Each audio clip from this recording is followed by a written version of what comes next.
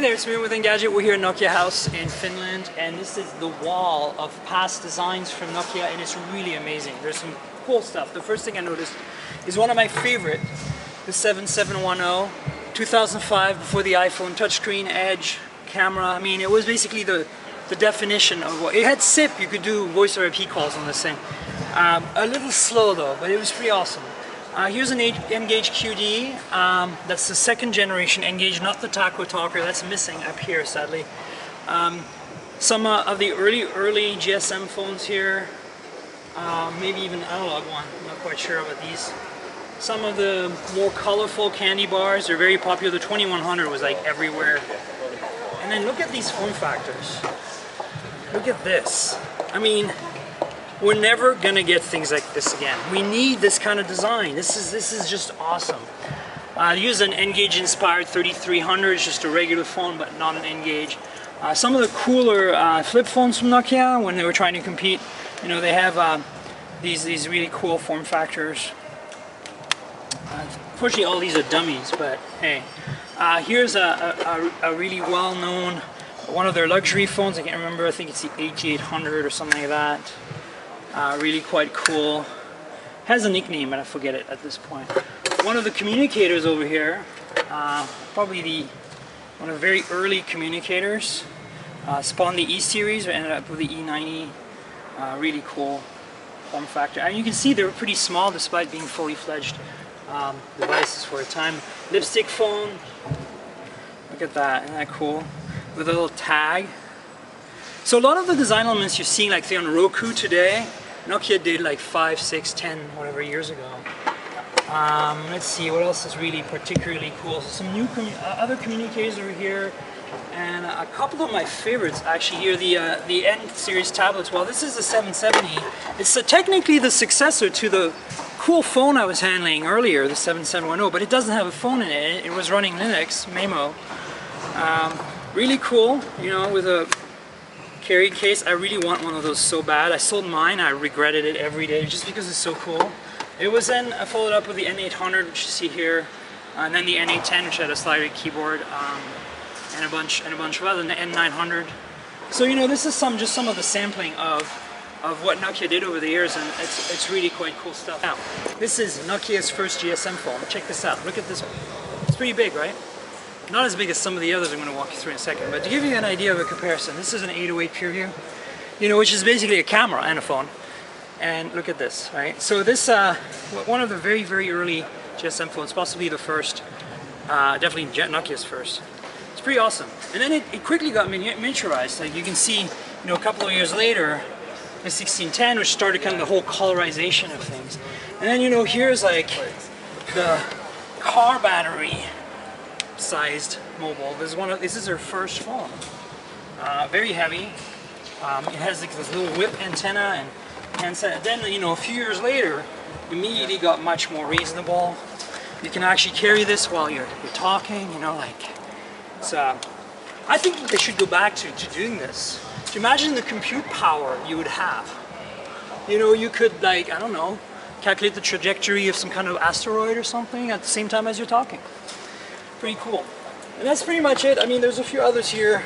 Some of the US phones for TDMA, when we still had TDMA in the US before it was, when you had three systems, you had CDMA, GSM, and TDMA for a while. And that's pretty much it here. So here are some more of the phone displays at Nokia House here in Helsinki, and in Espoo to be specific. But anyway, some of them are pretty memorable. You'll remember this from the Matrix. Right here. Yes, it is the Matrix phone. Then you have a few I've pointed out on the other display, the 770 tablet. Do you remember the 7710, the phone that was a touchscreen? This is the prototype for it. This is the 7700. This never made it to market. It was showed to journalists, and it was kind of canned and then replaced with 7710. And this is like super rare. Like you can't find any of these on eBay or anything.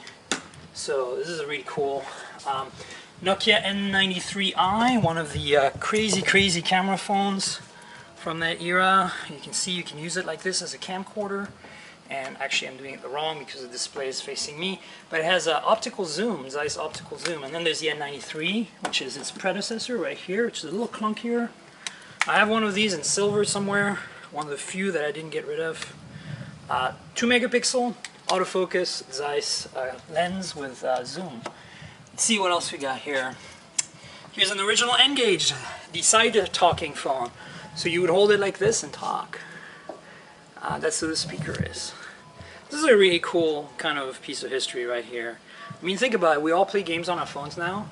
This started it. Some communicators over here. You can see this is their music-centric phone. I think it was the N90, but I'm not sure the name anymore. It has a hard drive in it. It has one of those IBM micro drives. So really cool, nice high-end from the N series, around 95 to 97. And then this one's pretty famous. It made it on AT&T. I can't remember the model number. Here's your TV phone. Remember DMB, the television broadcast system? Well, guess what? This phone allowed watching DMB TV, which was at the time like unheard of. Let's see. There's a few others. Here's one of my favorite, the N70. I think 71 or 75. I can't remember. So razor size, but this is a smartphone. This runs Symbian, so razor size, but full on Symbian phone. There's a few more here, but I mean, like, look at this guy. How cool is that? Anyway, so this is just another look at some of the history of Nokia's designs. N95, one of my favorite. Really good camera on this. To this day, if you take a picture with this phone, you can rival some of the stuff you get from the current phones in terms of camera performance. Coming back to you for the fourth time, how did I miss this? This is the first Symbian phone ever, and one of the first camera phones, actually probably Nokia's first camera phone. Look at that. Cool design. And that's pretty much that. Here's the Lumia 920. And here actually is here's another one. Here's some of the accessories for actually the 810 mostly, but for all of them really, you get some of the NFC tap Bluetooth speakers here. The charging pillows, as you can see, there's 2 of them. They're really soft and cuddly. I think I want to maybe put one next to my bed. These are cool. Check these out. You push on this and you get an earpiece. You just put it in your ear. It charges through the base here. You've got a power connector. Micro USB. These actually came out at Nokia World last year. I don't know, maybe they're a revised version of that. Some of the Monster headphones here, other docks. Well, docks, they're not really docks, but they're just speaker systems from JBL. You see some of the covers for the 820. So this is actually a back cover that snaps on. It's not a protection, it's not like a case, it actually is a cover. So they have them in matte and in shiny, so this is what we saw attached to the back of the phone when we got the hands on. You can see the NFC antenna is integrated right here with the contacts. Same with this one. So you'll have some choice of some matte colors with the kind of cool little black accents in the corner. And yeah, in a nutshell, that's what we've got on the shelf here. So this is a 920, and this is the charging pillow for 920 made by a fat boy. As you can see, it's really cool. You just put it down like that. You plug this into a charger, and off you go, right? And I'm going to show you now the human version of the charging pillow, which is right here. Human charging.